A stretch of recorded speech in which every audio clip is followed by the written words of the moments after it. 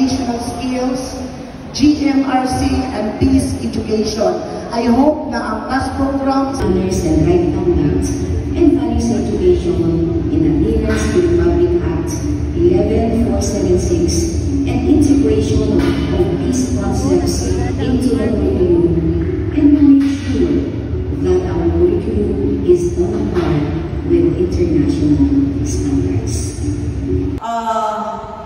About the hot air balloon retrospective. Sa YouTube ba ni? It is not actually a game, but we will know doing something that...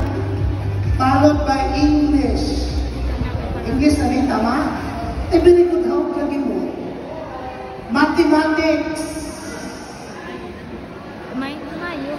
Department. Then this column is for science.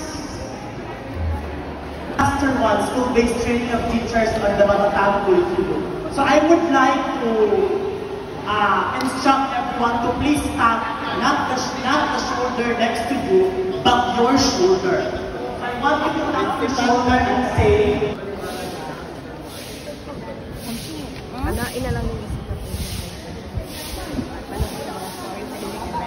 YouTube na po. Na. Vlogger din ka. Vlogger ko. Ano ko rito, guys? Ano ko? Hi guys, mag-vlog na gud ko. First century skills, AD Matatag curriculum to be delivered by Sir Edmund L. Sicarate, the Nominal Head of Davao City National University.